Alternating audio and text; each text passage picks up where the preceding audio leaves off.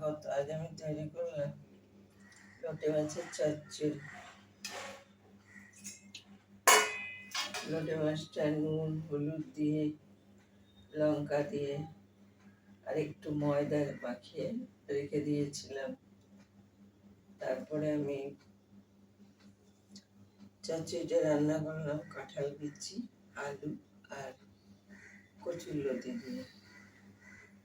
কাঁঠাল বিচি, আলু আর লতি একটুখানি আমি ভাপিয়ে নিয়েছি।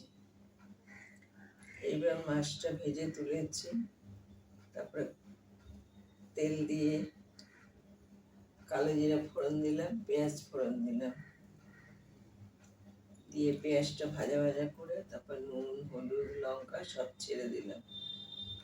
তারপরে আমি আর মাছের থেকে তো একটু জল জল বেরোয়, সেইটাই দিলাম। আর কোনো রকম জল দিইনি, এটা দিয়ে আর মাছটা ওপর দিয়ে বিছিয়ে দিলাম।